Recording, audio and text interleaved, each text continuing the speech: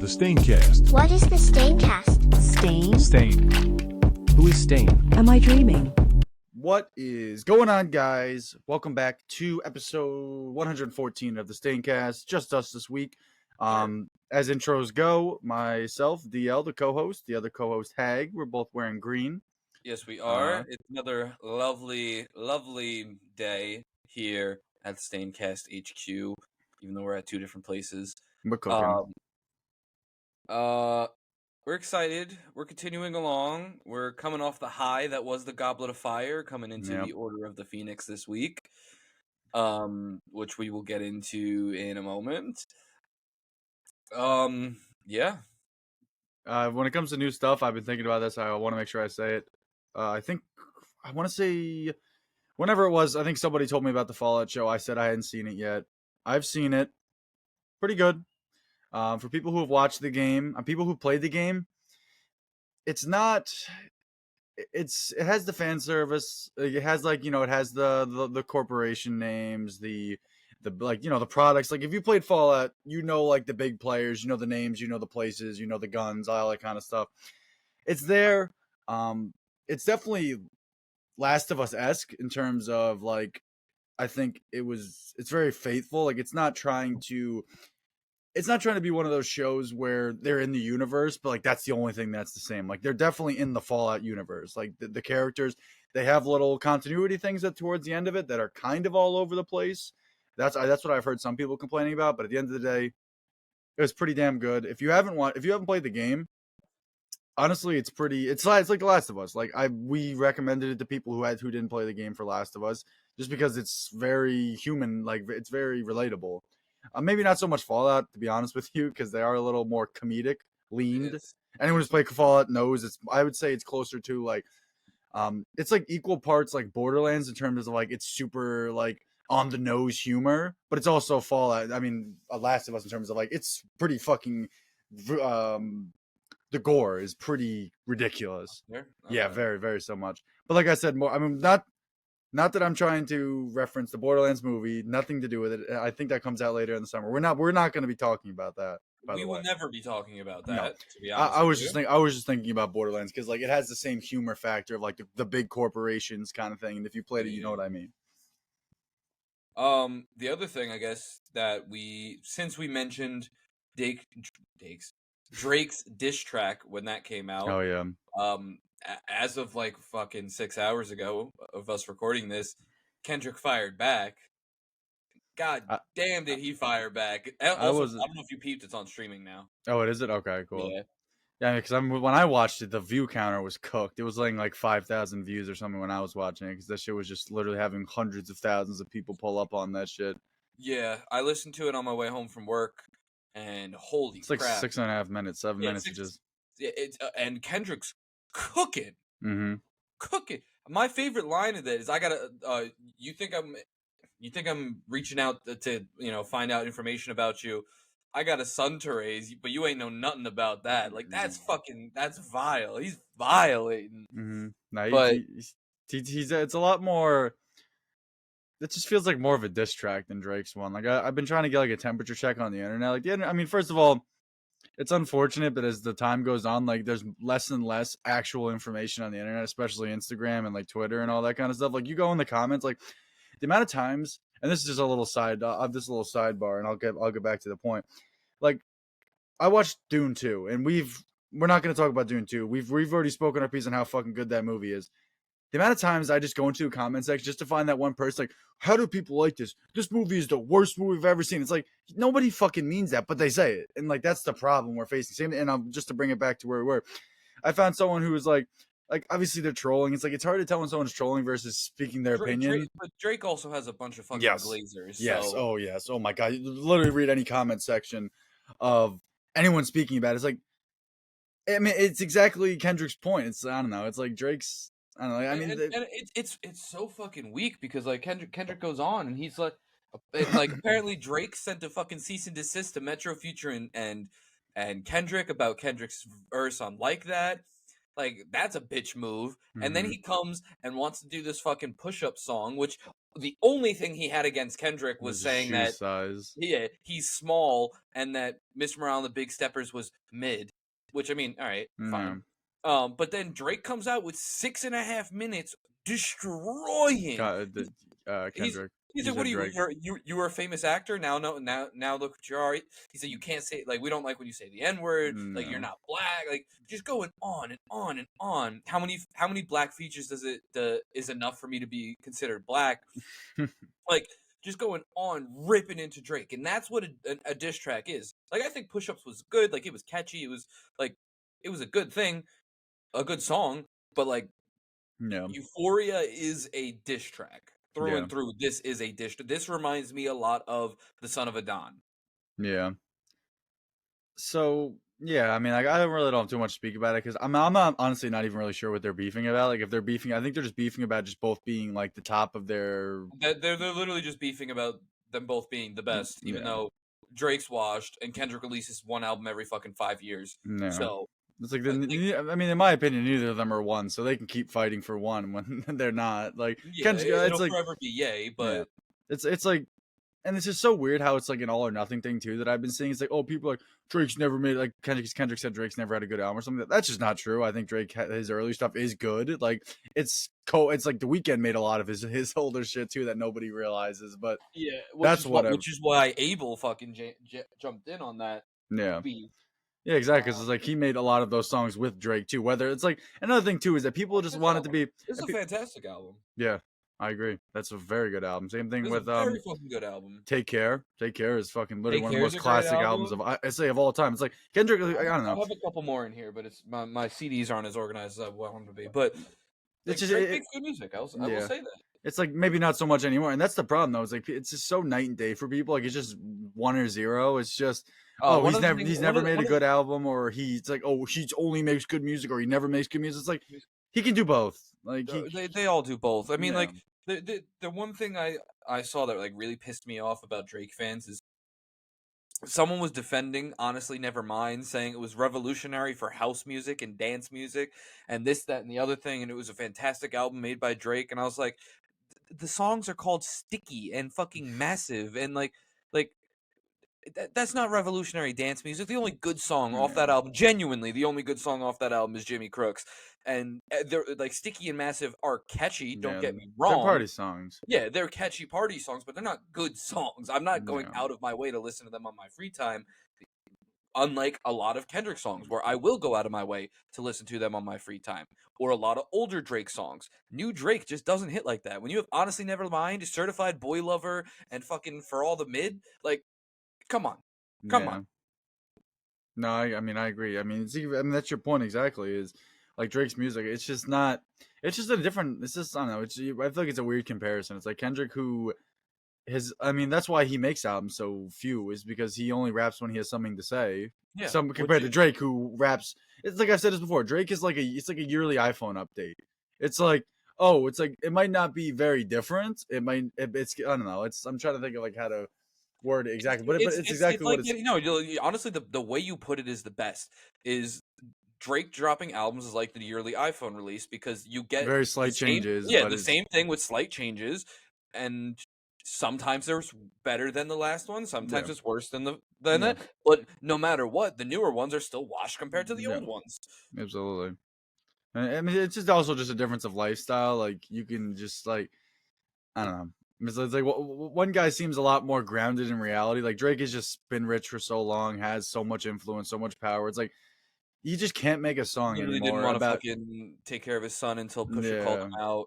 I mean that's tough. But like you literally, it's like this man just doesn't live. I mean, obviously Kendrick's still like I'm not saying Kendrick doesn't Yeah, have a lot of money too, but Kendrick, he's more level as headed. he said in the song, he has a family. He takes care of his family. That comes first. Like, Yeah. he still tries to be a normal. Yeah, he's rich as fuck. Don't get me wrong, but he still tries to be a normal fucking person.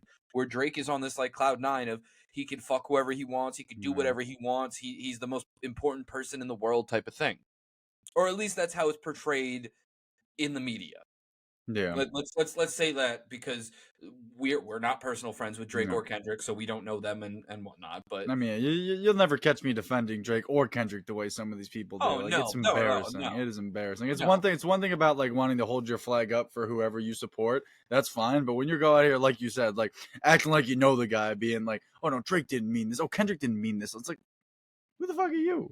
Like, Are you there? Are you in their yeah, heads? Do you exactly. know? When's the Were you last time there you? when they When's the wrote last the time you song? chatted with him and he actually responded back? Yeah, Like, or the Glazers that fucking will send DMs and yeah, it's uh, embarrassing. It's it's embarrassing. sickening. It's sickening. Absolutely sickening. But I digress. That's enough about Drizzy and Kendrick. Drizzy Drake. Drizzy Drake. But like he said, time to move on. No more diss tracks made by 37-year-olds. Yep. Even though we'll probably get a response from Drake. I feel it. I mean, this is the most excitement Drake's had in his life in probably like 20 years. So yeah, This is probably the most excitement he had until Scorpion dropped. When everybody yeah. called that shit mid as fuck. And it still like was the highest selling album of all time. I mean, that I just don't shows you wanna Drake's talk about music. Yeah. Okay. Like the title says, guys, we are moving on to Harry Potter, book number 5, The Order of the Phoenix. Yes, sir. I think this is definitely where we start to reach the like a lot more subjective opinions. Where objectively, I feel like the third and fourth ones just are very good movies. Like even if they're not very good to you, they're still good. I mean, I'm willing to wager. I was just, so I think like to give more detail to that point that you just said. This is where we're getting into the Polarizing. Yeah. polarizing, where the last two movies, even if you didn't like them because of the Harry Potter aspect, you could definitely enjoy them for Yes. being good movies. Yeah. Where this one you really aren't sure. And honestly, I want to just dive in and talk about the opening, Okay. because this was a very fucking weird way to open a movie. How so? I mean, like, Harry's just sitting there in the playground, and then Yeah. Dudley comes up, which I didn't even fucking realize that was Dudley Yeah. at first. Me either. Which I think was just because we didn't see them in the last movie. Yep. But didn't realize that was Dudley at first, until he went back. Looking Still, even more fucking handsome. Me either. I yeah, didn't looking even realize more that. handsome. Pissed off because of the fucking Vernon and his wife are back. But it was weird. And then the Dementor thing came, like the Dementors Yeah. came, and then on top of that, fucking like it just felt like just so fast paced in the beginning, and then it slowed down, and then it picked back up again. And I don't know. The opening was just very weird to me, and it also, I think what really threw me off about the opening is seeing how much older Daniel Radcliffe looks in this movie, because he looks so No. much older It's because he got a than haircut. he's supposed, or yeah, than Harry is supposed to be.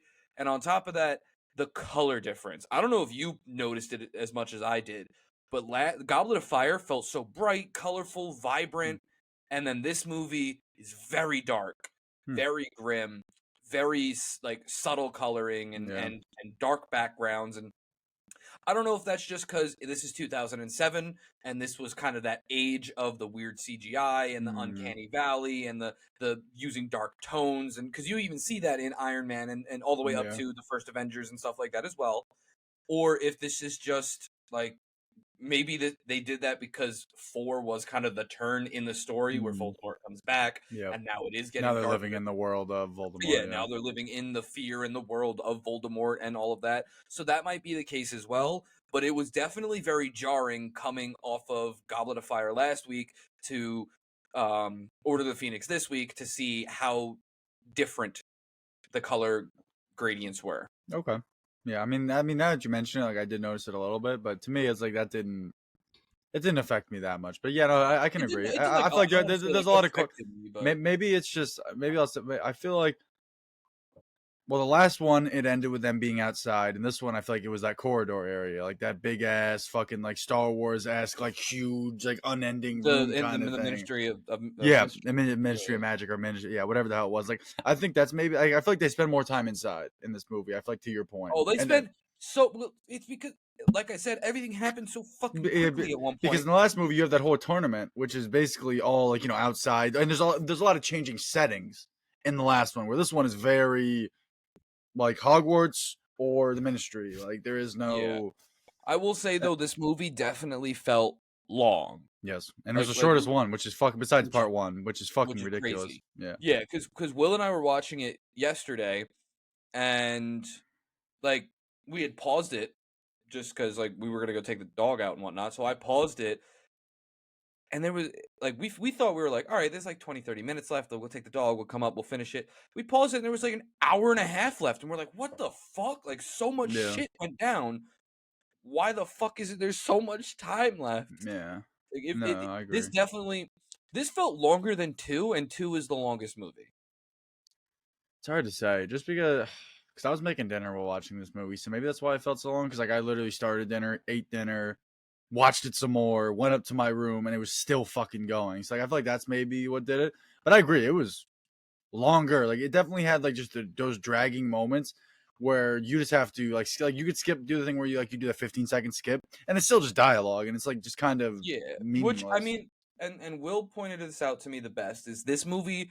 This movie does a lot of putting a lot to screen that we needed to get for 6 and 7 parts 1 and 2, because without this, Mm-hmm. we won't really understand those 3, and they didn't. And like once we watch those, we'll understand a Yeah. little bit more and maybe appreciate this movie a little more. But I don't know. I just Yeah. I don't know. And I also have the biggest of yites that literally is the entire plot of the whole movie. But we'll get into that when we get to the actual Okay. subject. I got a Because, few too. yeah, let's actually get to these topics at hand. Yeah. Let- So favorite and least favorite characters. I mean, I'll start it off just because I'm doing all the hosting and all the stuff yeah, this week. go right ahead. So I'm just gonna preface by saying I'm trying real hard not to have Harry be my number one character because he was honestly that fucking man in this movie. Oh my god, he was that man. OD Yeah, in this movie. it's ridiculous. Like I even wrote it down literally Harry that man because like I was trying to stop myself from saying he's my favorite character, but you guys know, how we do it. Holy just- shit, bro! Did you look at IMDb and look how fucking Dudley's looking now? Dudley. He's probably so far back. Nah, he's the third one in on IMDb. Oh, IMDb. Let me get on there real quick. Sorry, guys, little side tangent. I just saw his IMDb picture, and Where the fuck is this guy? his I name gotta is go- Harry Melling. I just gotta go on IMDb. I was trying to just look it through the Google Cast. God damn, Emma Watson, my face one. Yeah. We'll Holy almost shit! Yeah, right? Yeah, wow. Holy fuck, he's literally. I mean, like he definitely has the eyes and the ears, definitely. But yeah. Oh yeah, but the whole rest of he looks Yeah. completely fucking different. Holy shit, he lost like fucking 100 pounds. God damn, good for him. Oh, yeah. As you were saying, you try. I agree with you though. Like I was it's trying- really hard yeah, not to pick Harry. Yeah, it's very hard not to be Harry, just because like even more so than the previous movies. We always say, "Oh, you can't pick title character," because I mean, obviously they're spending the entire movie on them. But even in this, like, the like the threesome, if you want to call it, of Ron, Harry, and Hermione, it's like some movies, it's like weighed more. Like it's like 40% Harry, maybe 40% Ron, 20% Hermione. Like it depends on the movie, right? But this movie, it's like I feel like it's got to be like 80% Harry, 10% the split between the both of them. Like It absolutely is. It's the this fucking movie Harry is- show. This movie, and again, this might be because this is the kind of the pivot point Yeah. after Goblet of Fire, where we're really getting into the nitty gritty of the end of the Mhm. story. But yeah, I agree. It's definitely. But I'm giving it to Dumbledore. Is my favorite. I'm running of him course, back. of course. Yeah, I mean, you can't not give it to Dumbledore. I am tight though, because my favorite character in a couple of the previous movies, Hagrid, was introduced like fucking halfway through the movie. And he didn't do anything. He did nothing. He did absolutely nothing in this movie. And then we get his fucking his. Never mind. I also feel like his I don't house. want to get into it because I'm gonna start hating. I'm gonna start getting pissed. And we'll I get also into that I later. also feel like his house changes its proximity to Hogwarts every movie. Like It does. sometimes it's like on a hill at the bottom of the hill, and Hogwarts is up here. Like in the first movie, it was like his shack was right beside Hogwarts. Like Yeah, it definitely varies. I think I'm gonna have to again. I can't pick Harry. He's the title character. This whole franchise is about him. Like obviously he's goated. He's that man. I mean I think I have to agree with you with Dumbledore. Unfortunately, I'm he not fucking unfortunately. deals. But, Yeah, like, he fucking deals. he deals. And I gotta say I think I prefer this Actor. new actor than the one that was in the first No. couple movies. It's like He I just said. he brings the charisma to the Yeah. character that he needs, which we It's did mention back whenever the first when it was time skipped. Yeah, I think it was 2 into Yeah. 3. Yeah. So, but like he brings the charisma to it. Definitely Yep. love this version of Dumbledore. I agree. Going into characters we don't like though. There's a So lot of them. there is a very very obvious one. Yes. And it is that stupid bitch. Teacher. Yeah, that fucking teacher. What the fuck is her name? Because I can't even find her on IMDb right She's now. a fucking witch. That's her goddamn fucking name. Is it Hopper? I've seen her before. I know that. Is this her? No, I don't even fucking know her name. I can't even lie. I like how it says Robert Pattinson in this movie, and it says Cedric. Yeah, archive footage. Yeah. Just because they just showed that shit in the beginning of him getting cooked. Yeah, and the one picture in Oh yeah. um Yeah, what is her yeah. fucking name? It's crazy how she's not top billed. Like she's I don't know. literally the Yeah, fucking. she's in the movie fucking OD. She's like the main villain practically. Yeah. But and Will pointed this out to me, which is why you can't put her as the least favorite character because of this. But yes, we hate her, and she's meant to be hated. I Yeah. get it. Yes, that doesn't mean I'm still not giving her. She is still my least favorite character. I just she's annoying. She like it's egregious, and Yeah, wherever she's from the misery. From the ministry.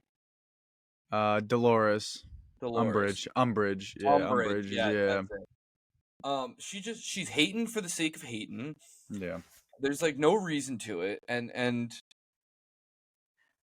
I don't. She's annoying as fuck. And Yeah. then here's the thing that I am. We're on the 5th movie now, so I'm really starting to get annoyed by this. How come every Defense of the Dark Arts teacher is a fucking villain?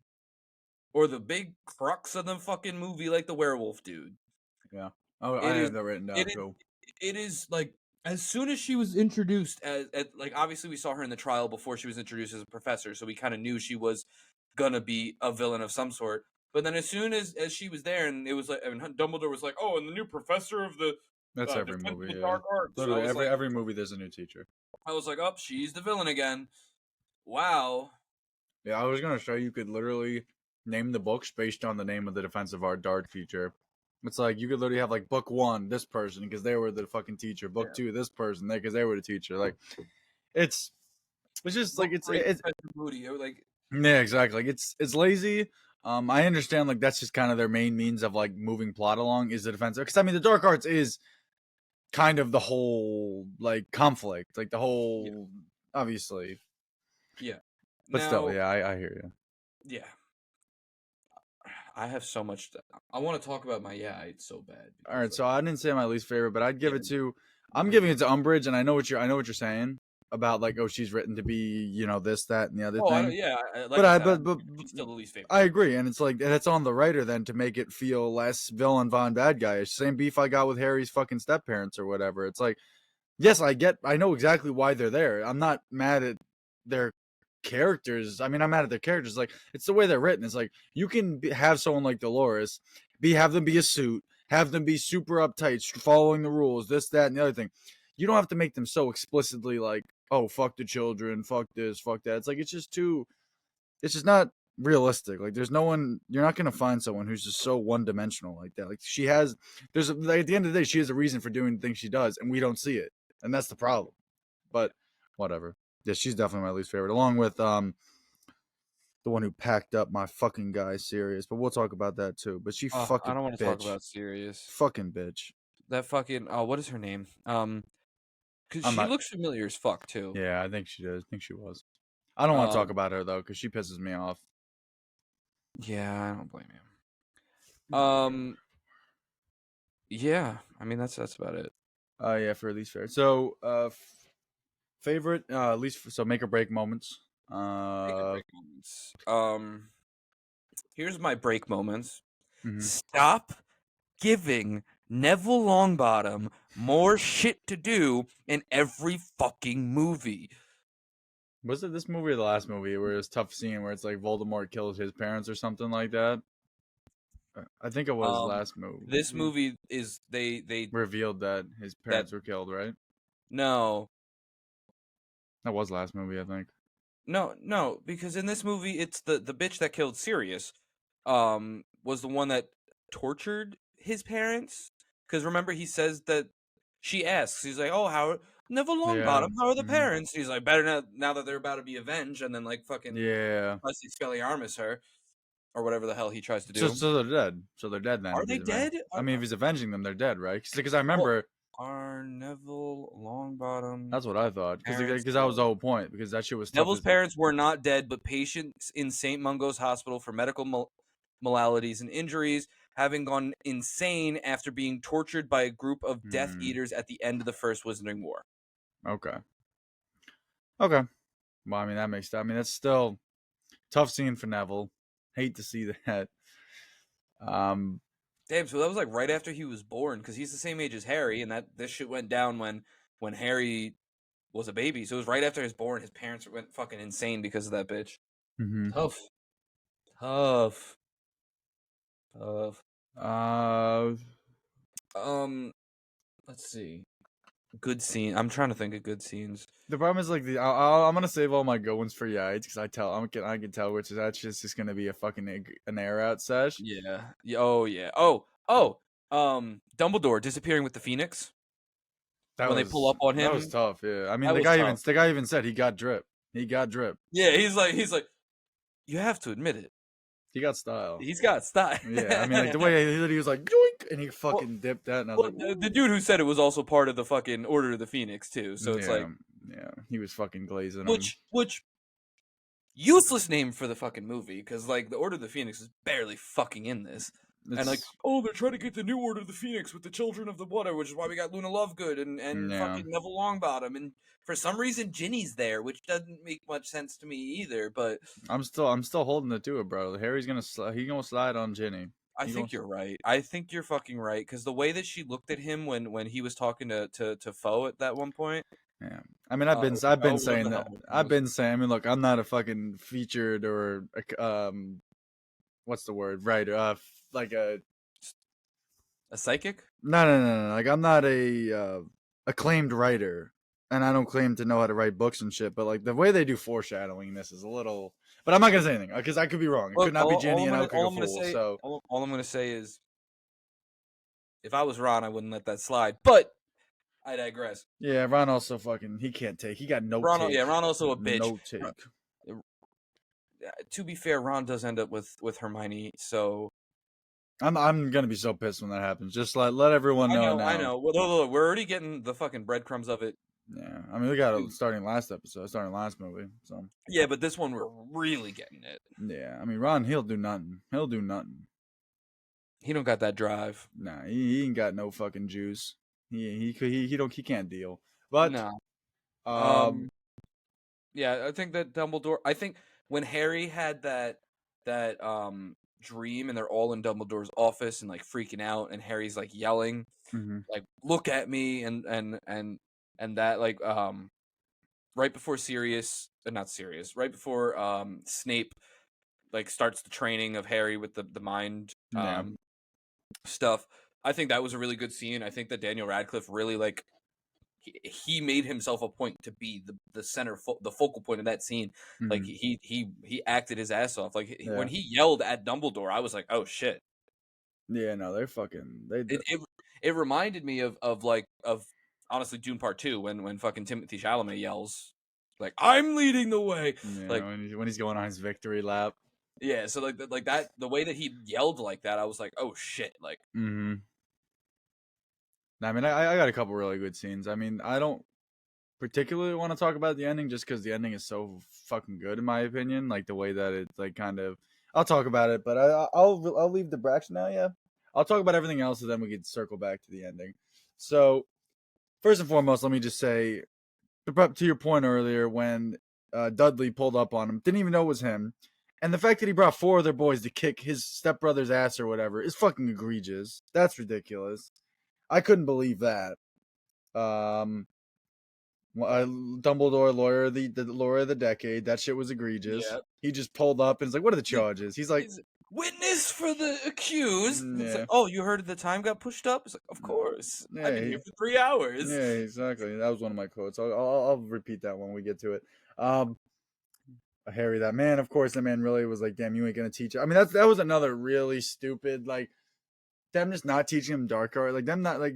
I Right, get, I'm gonna talk get, about it. I'm I gonna talk get, about I get the whole thing where it's like, oh, the Ministry is in bed with Voldemort. I mean, like, who's in bed with whatever his name is, Neville, not Neville, it. Lucius. So like, obviously, naturally, you don't want them to be good fighters because you want them to just get rolled over. I get that, but it didn't play right.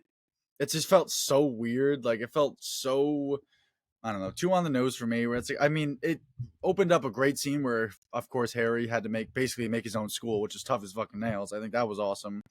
I think how long it went on for was like a little unrealistic. Like, do you have basically the entire his 5th years or whatever it is in their training, like magic? So the fact it took them that long to figure it out, like, it almost felt like they wanted them to do it. So why not just teach them to begin with? Very weird. Um, I wasn't a fan of that, but what else? Oh yeah, I mean, we could just talk about how this man Snapes was teaching him to fucking fortify his mind, all this shit, and then Harry just uses it on his ass. It's like Yeah. these boys ain't nice like they say they are. Like, I'm getting some serious Jedi vibes from these fucking wizards who, like, they think they're all the shit and they're about to get walked.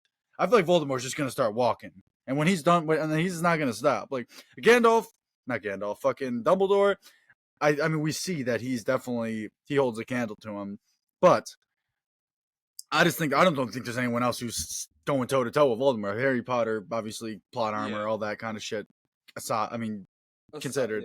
yeah. Considered. It's like, yes, Harry Potter probably can stand against him just because he's Harry Potter. Blah, blah, blah, blah, blah. But I'm just not convinced that these guys are going to do anything. Like, this man Voldemort. I mean, also the whole curse thing. I'll get to that in because I really, really don't like the whole curse thing. But that ending, that shit was tough. It was. I mean, just off the rip, fucking Dumbledore pulling up and calling that man by his first name when everyone else won't even say his fucking Voldemort name. He's like, "You're gonna regret coming here tonight, Tom." Like, come on. Damn. It's like first, not even like calling him by Voldemort to like acknowledge him. He's gonna call him by his fucking name that I'm sure he got no affiliation to. He probably don't fuck with that at all. So I think that was tough. I think the whole design for it, I think, was cooler than the last movie. Still a beam struggle. What are you gonna do, guys? But I think it was cool, like how Voldemort was like adding more to it. Where instead of just standing there, fucking holding his beam, he was like throwing fire, like embers at fucking Harry behind him. I think that was tough. It was just a slight little switch up. And another thing that was weak is that every single time Harry tried to catch up to Dumbledore when he was fighting Voldemort, he kept just tossing his ass. That shit was weak. He's like, "Get the fuck back, man." He's like, "Bro, you have no idea." Yeah, no, that's that ending scene. There's so much to like about it, but fucking hell, Dumbledore chats, and like I said, it looks pretty good. I think as far as beam struggles can go, I think that was probably one of the coolest ones I've seen. Just because it's just them holding up a fucking wand with beams going back and forth. Yeah. Yeah. And like I think like the sound it made was really good. You can kind of feel like you hear the wind gusting, you hear like their robes like flying. Like I think that sounded really good. But at the end of the day, it's a beam struggle. So I think they did the best they could though, 100%. With the beam struggle. I agree with that. Also, just a quick side note before we go on, the chapter in this book for when I just saw it and that shit, I saw it, I was like, damn. The chapter in the book when Dumbledore pulls up on Voldemort, when Voldemort pulls up to Ministry of Magic, is the only one he ever feared. That's the chapter. That's the name of the chapter. That's a tough name. And then it kind of adds more to like why Voldemort, because he was kind of getting washed a little bit by, because that's why Voldemort was literally doing that shit, because he was kind of panicking. He's like, fuck, I don't know what to do. Because like he feared Dumbledore. Yeah, the only one he ever feared. That shit's tough. Damn, that's tough as nails. That's hard. Because when I saw that, I was like, ooh, damn. Yeah, so that shit's pretty cool. Yeah, I mean, I don't really have much else. No. I think that like Harry teaching the kids like the defensive spells, that's cool, but also Harry's on the same level as they are technically, so it's really weird. It's more just he has more battle experience, so Yes, I get they that's the value it. reasoning behind it. Yes, I know that, but it's still weird. It's still Mhm. weird.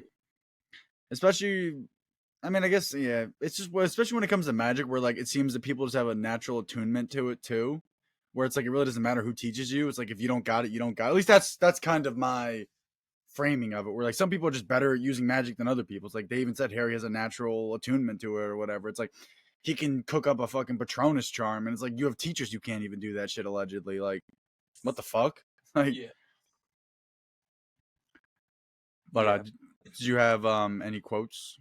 Because I think that's next, right? That's kind of where we're going. Did you skip Yates or is Yates after? No, Quotes? yeah, it's after that because we got to do thirsty moment, which I'm gonna actually no. Yeah, it's quotes and then it's quotes Okay. and then I was losing my mind for a second. And a big box for Ron, a nice big one.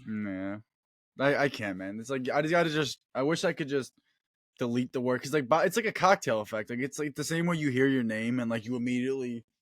That's literally I me when hear box and it's just. I hear it all day too at work too. Obviously, it's a fucking object. It's a shape. It's like it's I everything. mean, It's like literally, fucking.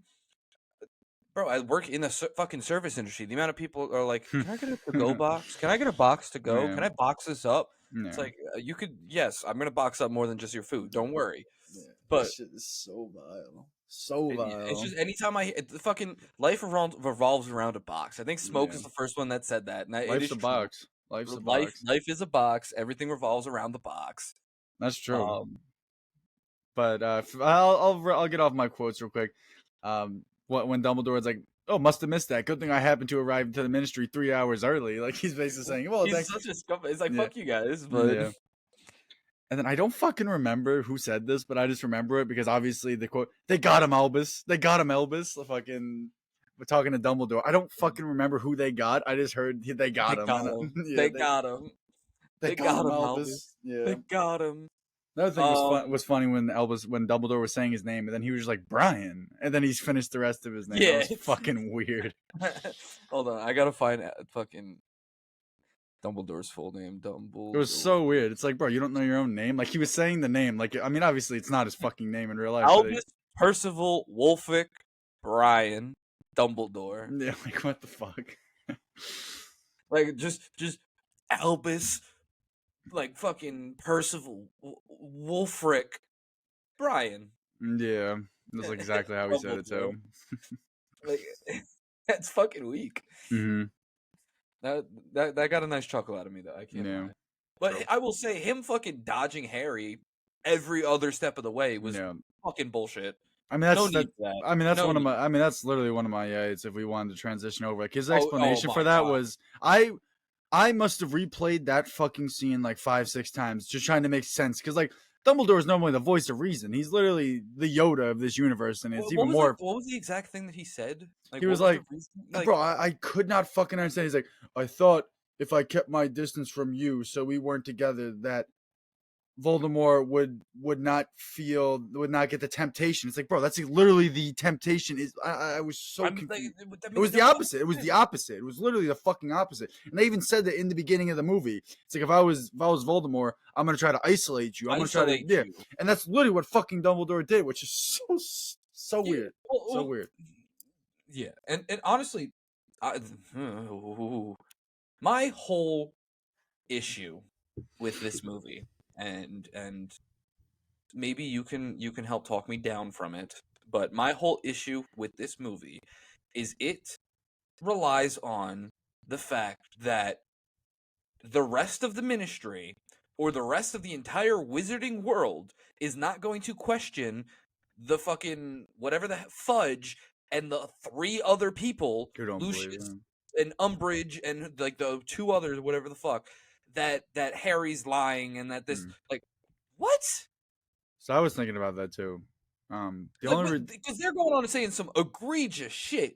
Like Dumbledore's making an army of kids to overthrow the Ministry, and Harry's lying, and Dumbledore's lying, and Sirius escaped, and Sirius made this giant fucking. I do like Azkaban. I do like that every single thing he just got blamed for by the notorious serial killer Sirius Black. Like no matter what happened, like literally they just got I love how they kept throwing him under the bus for it.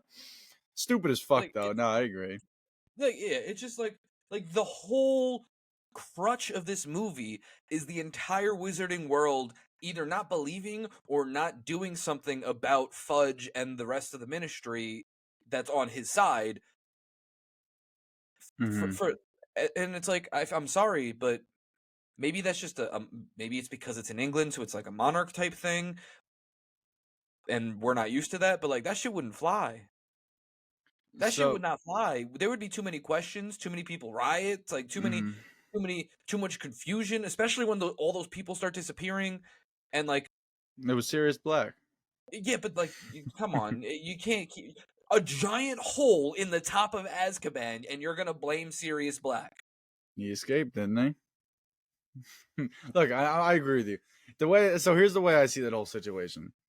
I think I agree with you. I think I thought the whole movie, and that's I think any movie it's very, if horror movies love doing this, they love this idea of like this character sees it, you're crazy, you didn't see that. It's like people telling the person what they didn't see, kind of thing, and then you have the whole movie of them trying to prove it to them, and they look more crazy trying to prove it. It's very tiresome. I fucking hate it. Especially in horror, it's not as bad in this one, but the way I see it, the way it kind of sat with me is that maybe it's something like a monitoring thing. I'm not really sure.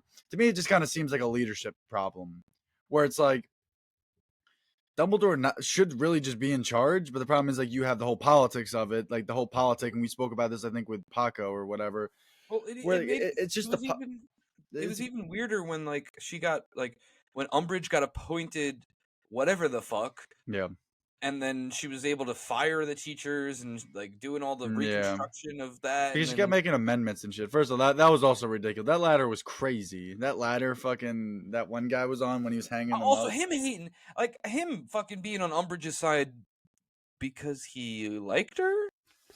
I have no fucking clue. I think they just needed somebody on her side, and he's done nothing this entire franchise Like, besides have his cat like get it fucking he's petrified.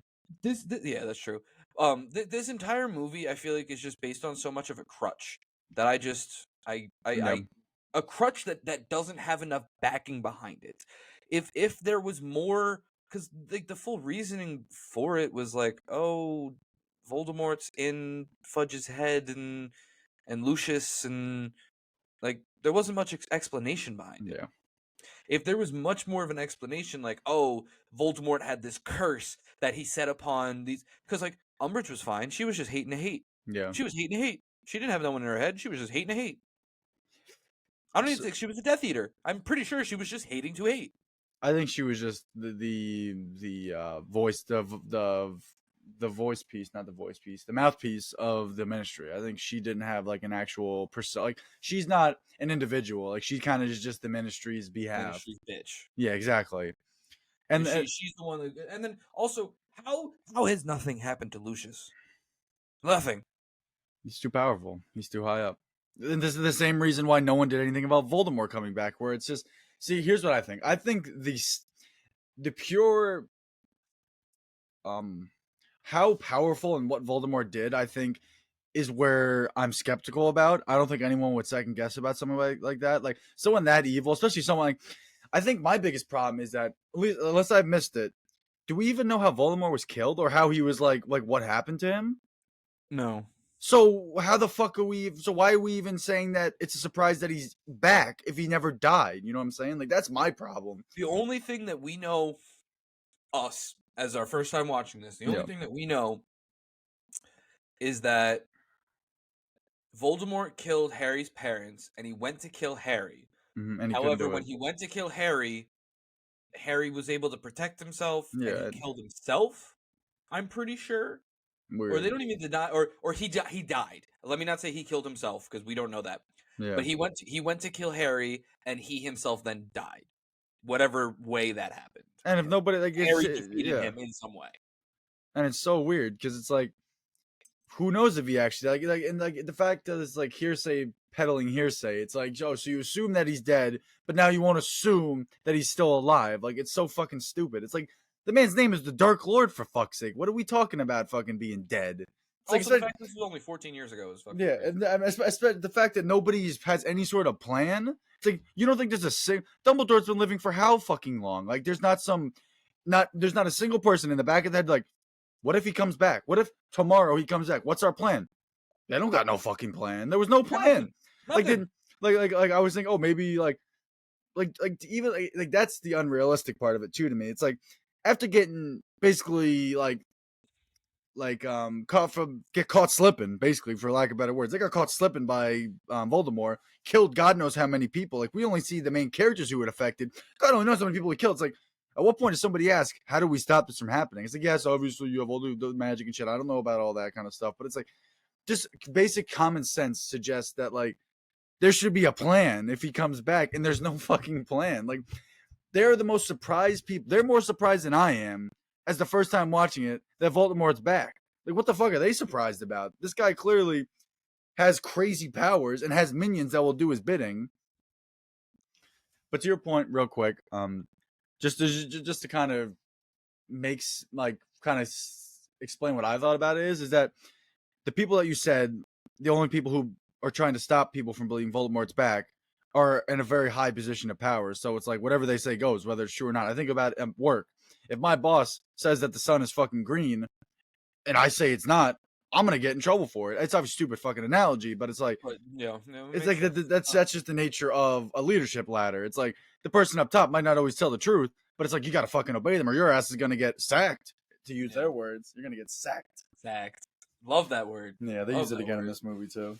Ah, fuck! I wish I would have remembered that because I would have used that. We were joking around. Yeah, it was a little We were joking about offhand. earlier Yeah. at work about in a meeting, and like we were joking about like people getting fired, and I wish I would have remembered sack. Yeah. That's such a good fucking word. Yeah, it is. That's such a good fucking word. Do you have any other guides? I mean, But I agree. for me, it's the entirety, like the entire, and it's It's not cheap. something that fully ruins the movie for you. Don't get me wrong; it's definitely a big hindrance, in my eyes, for the movie itself, and probably why I don't like it as much as you do. But it is yeah. I feel like it hurts your watchability, but I think I need to see the next couple movies because I feel like it's like Willie said. I feel like this movie could a lot be happened in this movie that needed to get like exactly. I feel like we're gonna look back on this movie later and be like, oh, I'm Yeah, glad. I'm glad. Once we do our in episode 8 our ranking thing. Mm-hmm.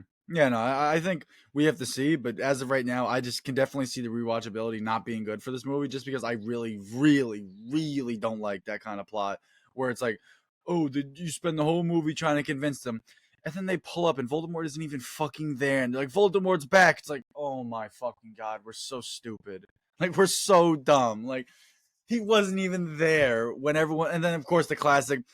The Chinese fire drill of everyone in that building all of a sudden decides to pull up now that he's like gone. He's already gone. And then they pull up and they're like, Voldemort's back. It's like, I think it's just classic episode 1, Darth Maul staring at Obi-Wan, jumping at him. In a book, it's probably a lot better.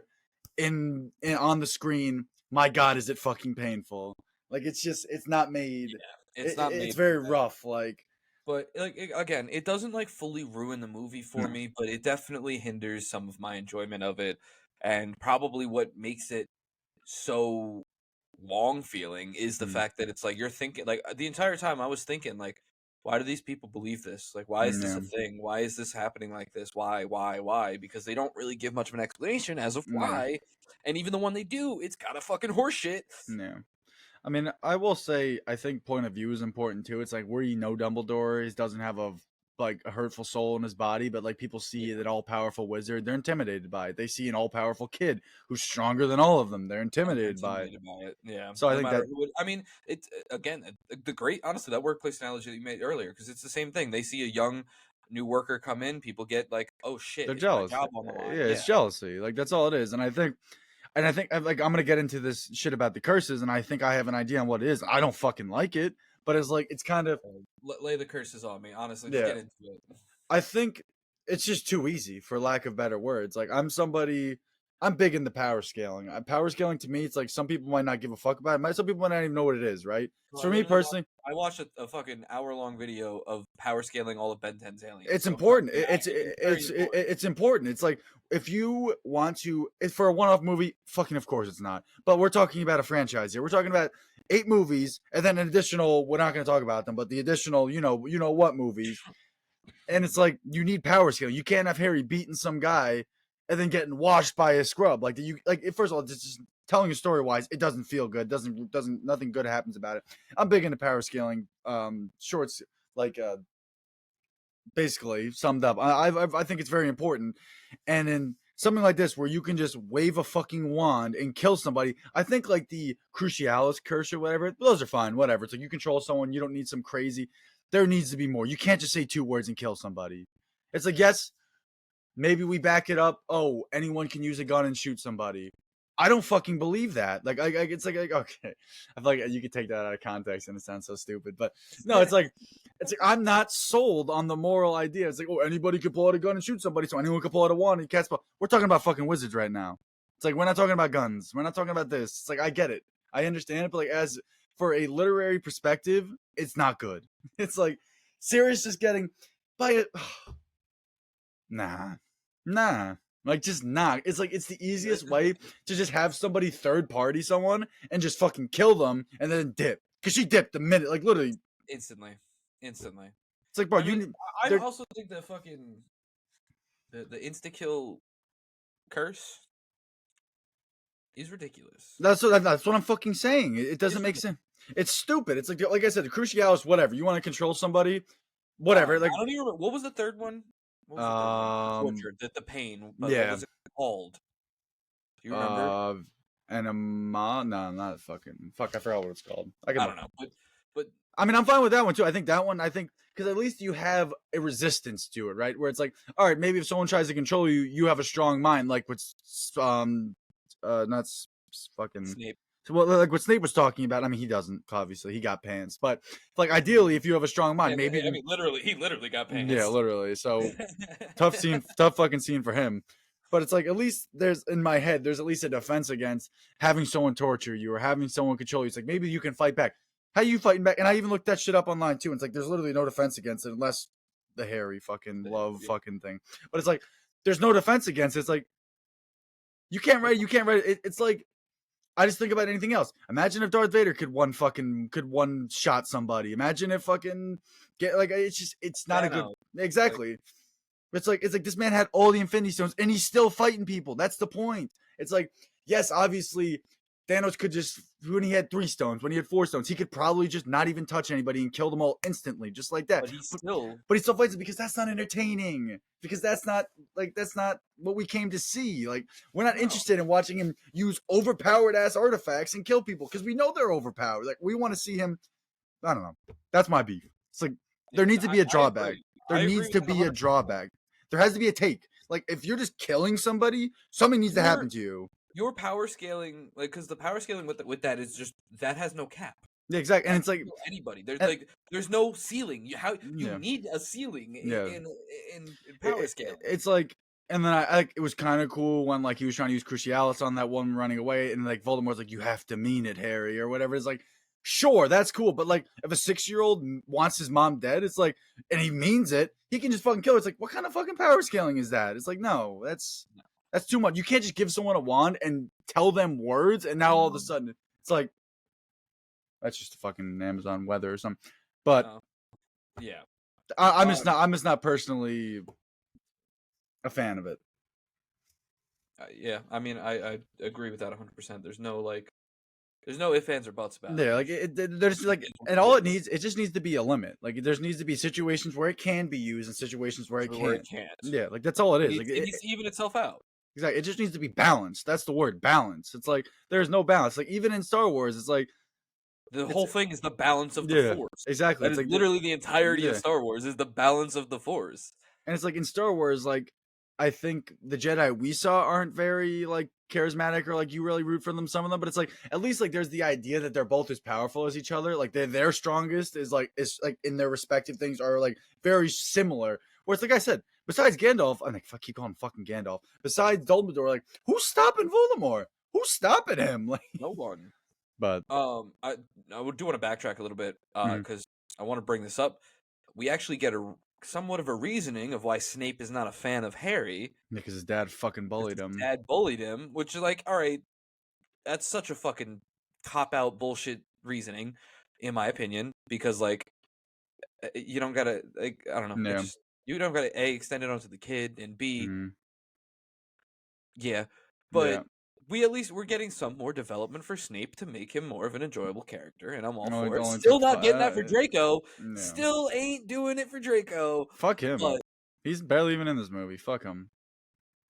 I feel like as soon, I there's feel like at some point I don't Lucian. understand why I don't understand why Draco is such a loved character. I really don't. If there's for We're some gonna find reason out soon. something in these next 3 movies that happens where he like I'm gonna get kind of pissed. It's about to Gonna be some. It's about to be some fucking sacrifice shit. Yeah, some Darth Vader fucking saving Luke type shit. Because it's like, oh, Lucian is bad. It's like, oh, he's bad, and then it's gonna be against his father probably. Unfortunately, I said this in the last movie. It's because there's gonna get some outing or something about Lucius being bad, and fucking Draco's gonna turn good. Yeah, he's like, but you can't do that. It's like he bullies people and he does all these terrible things. But no, now it's time to draw the line. We're drawing the line now. It's like Sirius's house elf is fucking hideous. yes.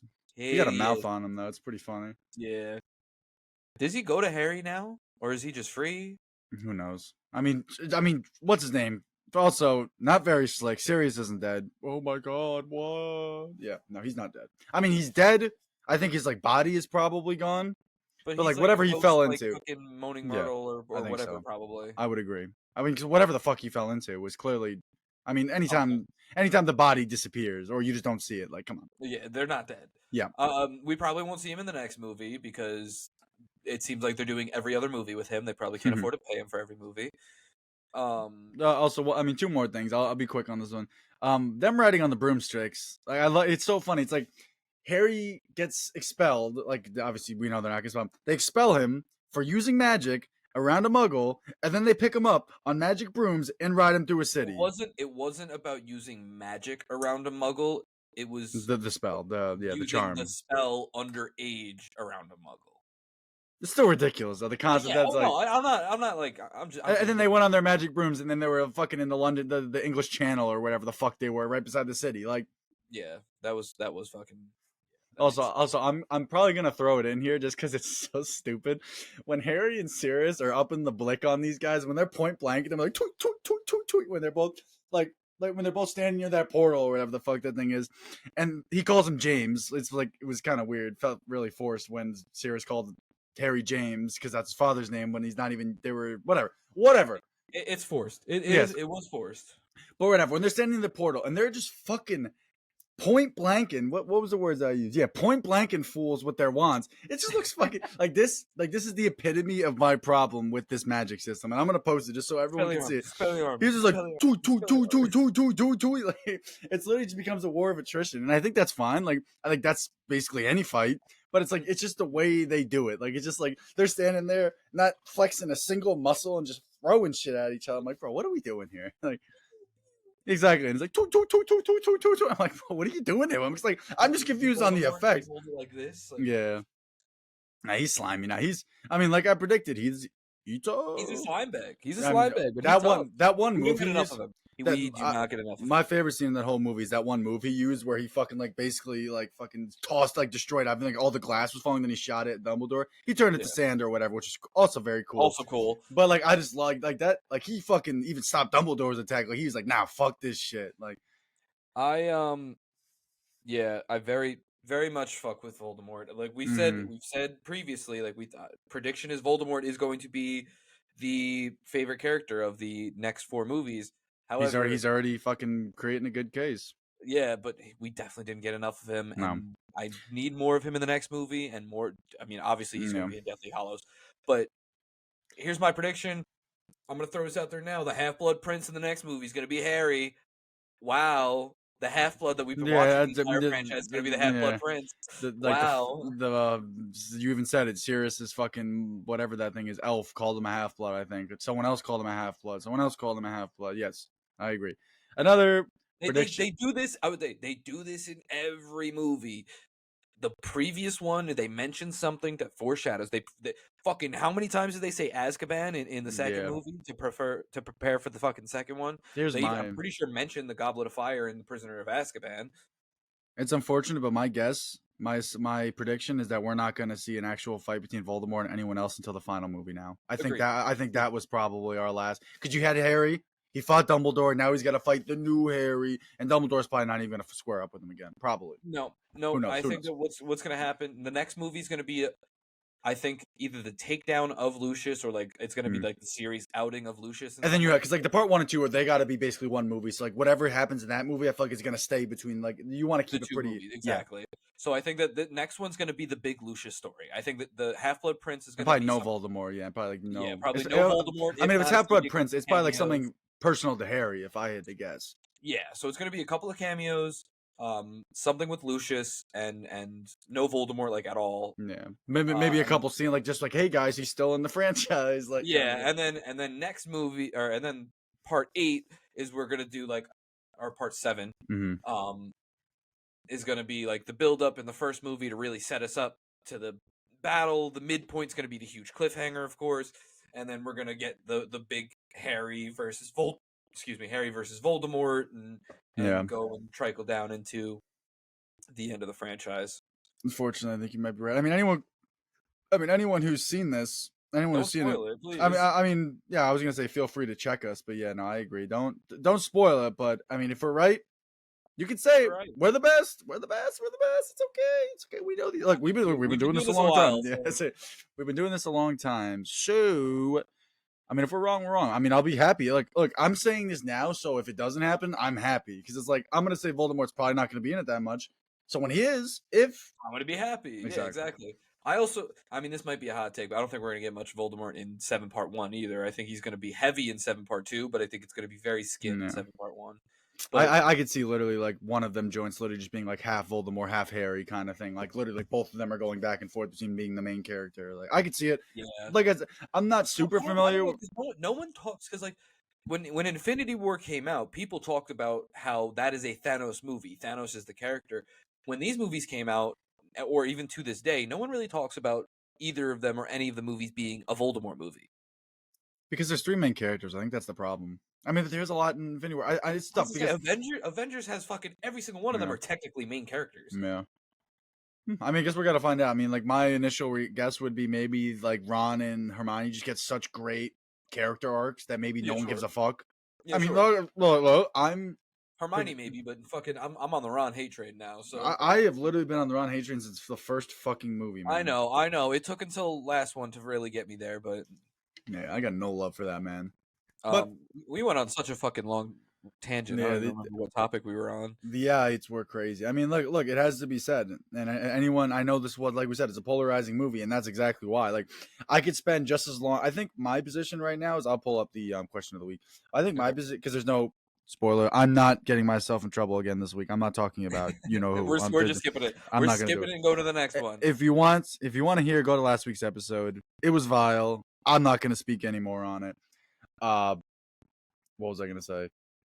Oh yeah, so fuck. What was I saying? Well, I was saying I was doing the question of the week. But what was I talking about? Oh yeah, I was gonna say that it's almost equal parts good and bad for me. I think that's a pretty good way to say it. Like I think the good scenes like kind of cancel out the bad scenes to the point where it's Wouldn't just that like make the movie mid?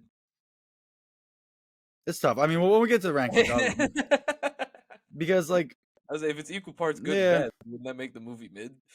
yeah, I mean you got a point. But we'll see. Let me pull up the question of the week. But I have my rankings. Like it's tough just because I don't think Yeah. I don't know. We'll get into this. Let me pull this up. Fuck, it's down. God damn it. God damn it. What do you mean it's down? It's been 24 hours or whatever, so it's not. Fuck. I got to add it to a highlight. Hold on. God damn it, we're throwing. Did I really just add something that's already fucking up there? I'm gonna be pissed. No, okay, we go. So I asked you guys over on the Instagrams at Staincast, Yes, sir. multiple choice season. You guys know PKTV. Even though a couple people voted, I take mine. I was about to be rude. I asked you guys, what do you look for in a story? Just because I could have asked you another question, but I was messing with this one. There really wasn't anything particular on my mind this week. I asked you guys, what do you guys look for in a story? And yes, I know putting plot and conflict in the same one was tough, but neither of the two were freaking meshing, man. It's like I was maybe get rid of setting. I mean, probably should have got rid of setting since none of you voted for it. I'm sorry. Just random side note that I just want to go into before you really get into this. Yeah. I just got a Twitter notification. Michael Caine released a picture of his physical movie collection of movies starring him. Mm-hmm. So it's huge, of course. Yeah, but he doesn't have any of the fucking Batman movies in it. You fucking hating. He got beef with Christopher Nolan, I guess. He's got honestly, it doesn't look like he's got any of the Christopher Nolan movies. I mean, he's in a lot of fucking Christopher Nolan movies. I know, and I don't think any of them are here. Anyways, all right. Like I said, you guys, I was trying to make it a little bit more like multiple choicey than just two answers, but I guess you guys just like plot. I mean, plot and conflict. Like I said, I wish I didn't put them together. I would have just got rid of setting if I knew you guys don't got any love for setting.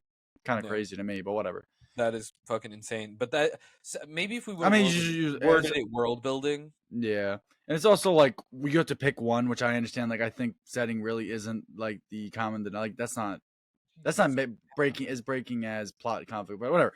I asked you guys that question. What do you look for in a story? The answers were plot/conflict, setting, POV, and characters. POV I feel like is slept on just because POV could literally changes the entire story just as much as plot and conflict does. But whatever. So I have Pete24, not to be confused with Chet, said plot conflict. I agree. Peter Mistretta, ooh, thanks for voting, kid. He said plot/conflict once again. I think these are good answers. Chet Stable, not to be confused with RP24, said plot/conflict. Jacob the Hood said characters. Maxwell said plot/conflict. Mr. Pusk said characters. Isabel said plot/conflict. B said plot/conflict. Joe characters. Joe the Ho, CMO Ho. And Mumbarilla said plot/conflict. A lot of words I just threw at you guys. I was just giving everyone a shout out for voting. That's all. You guys really don't have to actually understand what I'm saying. Back to it. Back to the conversation at hand. Yes, and the problem is like they're all important. That's why they're major aspects in a story, right? It's like for anyone saying, "What?" It's like, how could you not have a character? Well, yeah, you can't have a POV, you can't have a setting, and you can't have a plot, and you can't have a conflict. Like, I mean, you can't not have them, So it's like it's difficult, and that's the point. They all go hand in hand with each exactly. other. So you can't have one without the other. 100%. That's why I said it, because like you got to pick one, and everyone picked plot/conflict, and I think it's probably true. I think that's what sells. That's what you make trailers out of. You make trailers out of the big bad guy, which goes along with characters, which is why they're the two only things that were voted for. Because like when you think of what's putting your ass in a seat, like that was my original question, but I could not phrase it whatsoever. It was like what it's like. Because there's a subconscious thing that you have to do when you watch a movie, right? When you want to watch a movie, when you're looking for a movie. What makes you want to watch the movie? Exactly. And like I couldn't phrase it just because without doing it multiple choice. Yeah. So that's kind of what it came down to. So I think one of the biggest things too is like you can have a good story with shitty characters, and you can have great characters with a shitty story. Yeah. It's tough. Like it's exactly like I said before, where it's like, don't feel like there's a right answer because there isn't one. That's the whole fucking point of it. But to me personally, like, I think if I had to rank them, I think I'd rather just rank them, to be honest with you. Like say like kind of like what my preferences are for each, instead of just going into detail on why like one or the other. Cause it's kind of obvious. It's like, all right, I like plots, but I would say it's like probably goes like. Oh, it's tough. Like setting and POV are kind of together, and then characters and plot are probably together. So like, I think for me it would be plot/conflict, then world building / setting, then characters, and then finish it off with POV. Like what's the bottom? What's the top then? POV is the bottom. POV is the bottom. Okay. So it would be plot/conflict is most important, followed by world building / setting, then characters, and then POV. Okay. And I think POV is extra important when there's like books. I think are very important with POV, and like certain like movies that have an angle per se. It's like for a movie that like it's hard. It's hard though because you can't really adapt a full first person book like without doing like a shit ton of narration and shit. Yeah, no, it's hard, but like, I think it's. I mean, obviously they're just as important. But Mumbarilla also he wrote in, "See, fellas, you can do this. It's possible. It was." It was done. You're about to report him. Yeah, exactly. Was there anything wrong? So Mumbarella said, also to add on to plot/conflict, a good resolution. Movies that build up to peak and then abruptly end piss me off. I think it pisses everybody off. I agree. Yeah. It's like it's just basically freaking giving you the tip, saying no more. Need me a fallout of the climax to see what happens afterwards. Usually, yes, I would agree with you 100%. I think that, and I'm going to get into your next point. I'm going to get into my counter to that. Hot take, but ambiguous endings and ones that leave it up to you, the watcher, to decide are trash. And No. honestly, because when you have something like Inception, Yeah, yeah, that's what. Yeah, you have something like Inception, which is kind of ambiguous and shit. Like that's the whole point of it. Like, so exactly, like here's what I'll say, and then we can wrap this shit up because we've been fucking ranting forever. Here's what I'll say, Mumbarella. I think what story is being told is very important, and like the form that it's coming in, right? Because I think a book like it's. I mean, we'll just stay in the medium of movies. So, or shows. Like for a short story or like a one-off, I think they gain more by being ambiguous. It's like something like I Am Legend. Like this is just the first thing that comes to my head. I know the book had a different ending than the movie did. Whatever. I Am Legend. They leave it ambiguous. I mean, like I guess that's not a good example. Something that has an ambiguous ending that's better because of it. I mean, whatever. I can't think of it off the top of my head, but there are movies. Literally, Yeah. the one I mentioned, Inception. That movie is like you don't know if it's a dream or reality because that's how the movie's like it's supposed to be. That's how it sparks the discussion. However, an ambiguous ending in a franchise-esque, Fuck no. it makes no sense. Absolutely no sense. It's a slap in the face. I agree. Like that's the slap in the face that like what you said pisses you off. I agree. That would piss me off too because it's like the amount of time you've invested. It's like you watch an hour and 45-minute movie that has no intention of ever being a sequel, and they decide the ending. I mean, Smile. Smile was a perfect fucking like. If they make Smile 2, I'm gonna be pissed. I think I saw that it was like in production or something. Whatever. Fuck that. For me, whatever. For me, it was. That's perfect. That's the perfect ending. I think horror benefits a lot from this. The Thing. Horror has a lot of good ambiguous, and Sinister is another good one that's very ambiguous. And then they ruined it with the sequel. Yeah. That unfortunately is a thing that happens with a lot of horror ambiguous. But like in the vacuum of a movie being a one-off, when you don't consider the sequels, like I'm never gonna watch The Thing 2012 or whatever it is. I have no interest. It's like it's so important to be. I'm not important, but it adds so much to it because like you have a movie, The Thing, which was made in I think 1975 or something like that, 79, and you could go on Reddit right now, and there are still people debating the ending of it.